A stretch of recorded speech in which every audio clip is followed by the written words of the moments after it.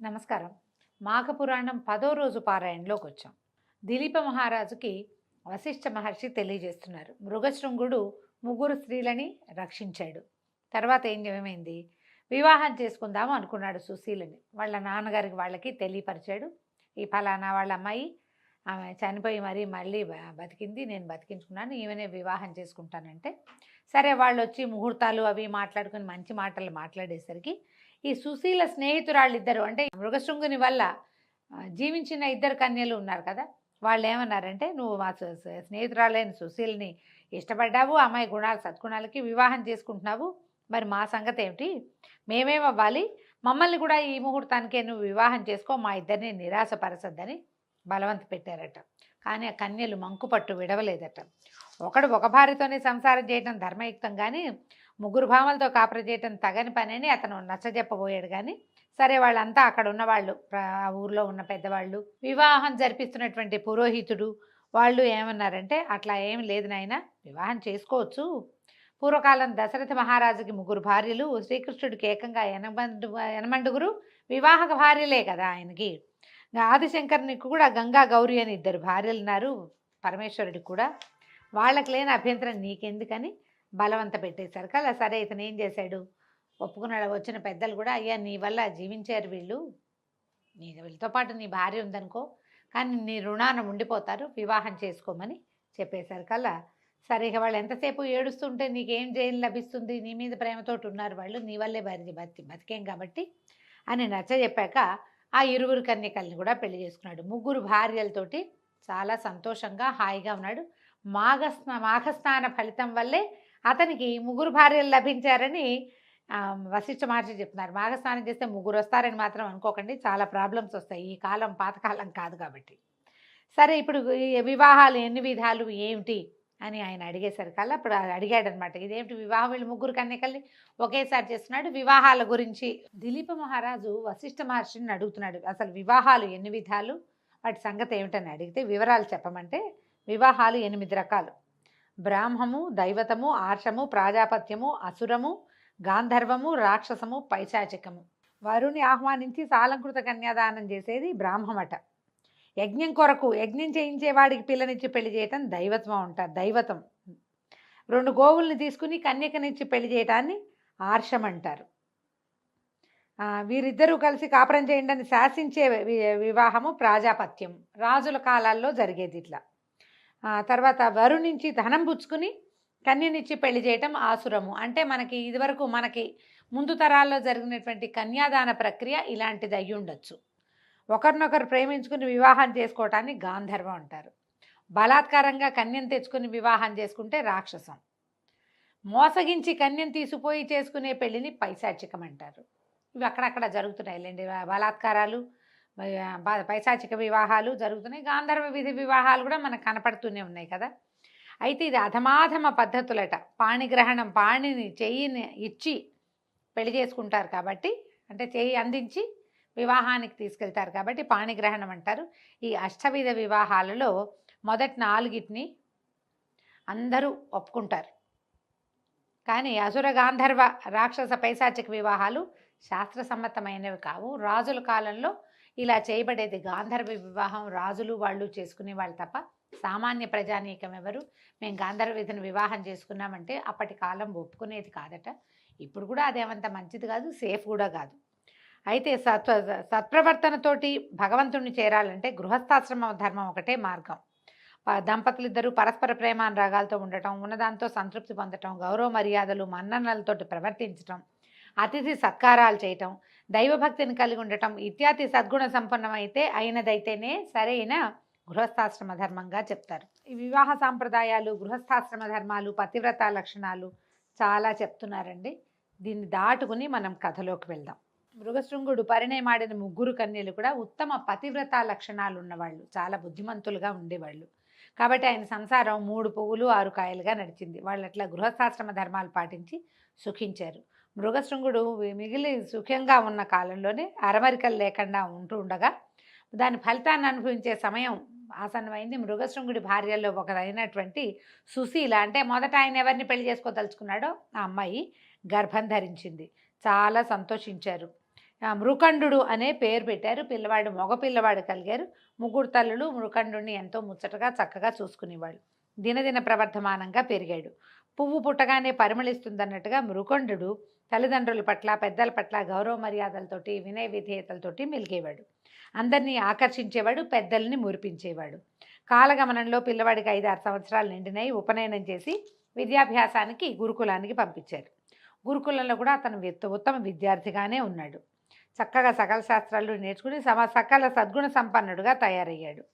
యుక్త వయసు వచ్చేసరికల్లా శాస్త్రకోవిదుడుగా అయ్యాడు. అన్ని శాస్త్రాలు చదువుకున్నాడనమాట. సరే వీళ్ళు ఏం చేశారు, యుక్త వయసు వచ్చాక ఈ మృకండుడికి అతని తల్లిదండ్రులు మరుద్వతి అనే కన్యని ఇచ్చి వివాహం చేశారు. అప్పటి నుంచి గృహస్థాశ్రమాన్ని స్వీకరించాడట. ఇక మృగశృంగుని యొక్క మిగిలిన 2 భార్యలకి కూడా సంతానం కలిగింది, మగపిల్లలు కలిగారు. ఈ మృకండుడి విషయమే మనకి ప్రత్యేకంగా చెప్తారనమాట. వాళ్ళను కూడా ఇట్లాగే శాస్త్రపారంగతులుగా పండితోత్తములుగా తీర్చిదిద్ది వాళ్ళకు కూడా వివాహాలు జరిపి కుటుంబ పరివారం అంతా మాఘమాస నదీ స్నానాలు పూజలు ఇత్యాదులన్నింటినీ విధిగా నిర్వహించేలాగా కట్టడి చేసి ఉంచుకున్నాడట మృగశృంగుడు. క్రమంగా మనుమలు కలిగారు, వంశాభివృద్ధి కలిగింది. శేష జీవితం అంతా చాలా సంతోషంగా ఉండి భగవత్ సాన్నిధ్యంలో గడపటం కోసం అడవికి పోయి తపస్సు చేసుకోవటం మొదలుపెట్టాడు. ఆయన వానప్రస్థాశ్రమం లాంటిది స్వీకరించాడు. మహావిష్ణువుని ప్రసన్నం చేసుకున్నాడు. తర్వాత శ్రీహరి కృపకు పాత్రుడై వైకుంఠ ప్రాప్తిని పొందాడు. సరే, ఈ రకంగా మాఘమాస నదీ స్నానాల వల్ల ఆయనకి తను కోరుకున్న కన్య లభించింది. కన్యతో పాటు మరిద్దరు కన్యకలు లభించారు. వారి వాళ్ళ సంతానం కలిగింది. ఆ సంతానానికి కూడా సంతానం కలిగింది. తను ఎట్లా చదివించదలుచుకున్నాడో, ఎలాంటి విధానం తన కుటుంబంలో కావాలనుకున్నాడో అది ఇతనికి లభించింది. మాఘస్నాన ఫలితమే ఇదని మహర్షి రాజుగారికి చెప్తున్నారు. క్రమంగా ఏమైంది, ఇతను జ్యేష్ఠపుత్రుడైన మృకండు గురించి చెప్తున్నారు. తండ్రి అయిన మృగశృంగుడు అడవికి వెళ్ళిపోయిన తర్వాత మృకండుడే ఈ సంసార భారం అంతా మోసేవాడట. సుఖంగా సంసారం చేసుకునేవాడు, చక్కగా ఇల్లు వాకిలి అతనే హ్యాండిల్ చేసేవాడు. కుటుంబంలో ఏ అశాంతి లేకున్నా కూడా మృకండుడికి ఒక విచారం పట్టి పీడిచేది. అతనికి సంతానం కలగలేదు, చాలా కాలం పట్టిందట. ఒకనాడు నాకే ఎందుకు జరుగుతుంది, సకల శాస్త్ర పారంగతుడిని కదా నేను, పూజలు పునస్కారాలు చేసేటువంటి విష్ణు భక్తుడిని, నేను చేసే పూజలో ఏదైనా లోపం ఉందా, మరి నాకు ఎందుకు సంతానం కలగట్లేదు, కాశీ మహాక్షేత్రమని నీలకంఠునికి ప్రత్యక్ష నిలయమని దాన్ని దర్శించినంత మాత్రమనే సకల కోరికలు సిద్ధిస్తాయి, సమస్త పాపాలు హరిస్తాయి. కాబట్టి అనేక మంది కాశీ విశ్వనాథుని దర్శించి తమ అభీష్టాలు నెరవేర్చుకున్నారు. కాబట్టి నేను కూడా సతీ సమేతంగా వెళ్ళి కాశీ విశ్వనాథుని దర్శనం చేసుకుంటాను, నా సంతానం కావాలన్న నా కోరిక అక్కడికి వెళ్ళాక తీరుతుందని భావించి ఏదో ఏర్పాటు చేసుకుని అతను కాశీ ప్రయాణం చేశాడట. ఆ రోజుల్లో కాశీకి వెళ్ళాలంటే నరకయాతన ఉండేదట. కాశీకి పోయినవాడు కాటికి పోయినవాడు ఒకటేననేవాళ్ళు. పైగా మన వాళ్ళు కాశ్యాంతు మరణాన్ముక్తి అని ఒక వాక్యం చెప్పుకుని ఆ కాశీలో మరణించటానికే వెళ్ళేవాళ్ళు కూడా జాబితాలు కూడా చాలా ఉండేవి అప్పట్లో. దీనికి కారణం ఏంటంటే మార్గమధ్యంలో దట్టమైన అడవి ప్రదేశం, కాలినడకన వెళ్ళాలి, క్రూర మృగాలు ఎక్కువ, విషపూరితమైనటువంటి క్రిమికీటకాలు, తర్వాత ఆహారం లభించేది కాదు, రోజుల తరబడి నడవాల్సి వచ్చేది. ఆనాటి కాశీ ప్రయాణం అత్యంత ప్రమాదభరితంగా ఉండేది. ఒకవేళ ఎవరైనా వెళ్ళి తిరిగి వస్తే కాశీ నుంచి పునర్జన్మ ఎత్తినట్టని బ్రహ్మరథం పట్టేవారట ప్రజలంతా. సరే, అతి కష్టం మీద ఆ అడవినంతా దాటి మృకండు మరుద్వతి సమేతుడుగా కాశీ పుణ్యక్షేత్రానికి చేరుకున్నాడు. కుటుంబాన్ని కూడా తీసుకెళ్ళాడు. కాశీ పుణ్యక్షేత్రం పవిత్ర గంగానదీ తీరంలో ఉంది. ప్రశాంతంగా ప్రవహిస్తున్నటువంటి ఆ పవిత్ర గంగానదిని చూడగానే మృకండు ప్రశాంత చిత్తంతో అక్కడ ప్రసిద్ధి చెందిన మణికర్ణికా ఘట్టంలోనే కాలకృత్యాలు స్నానాదులు చేసుకుని విశ్వేశ్వరుణ్ణి దర్శించాడు. పరమానందం కలిగింది, తన జన్మ ధన్యమైపోయింది అనుకున్నట్ట. కైలాసంలో ఉన్న పరమేశ్వరుని చూస్తున్నట్టే భావించి ఎంతో సంతోషించాడు. సరే, అపుత్రస్య గతిర్నాస్య అని నీకు తెలియదా బాబా స్వామి, పుత్రులు లేని వాళ్ళకి పున్నామ నరకం వస్తుంది, నన్ను అందులో పడేయద్దు, నేను చేసిన తప్పే ఉంది, అన్నీ బాగున్నాయి కానీ సంతానం కలగటం లేదు అని పరిపరి విధాలుగా ప్రార్థించాడు. సరే, అక్కడి నుంచి ఏం చేశాడు మృకండు, అక్కడ ఒక శివలింగాన్ని ప్రతిష్ఠ చేసి కాశీనగరంలో మృకండేశ్వర లింగం అని నామకరణం చేశాడు.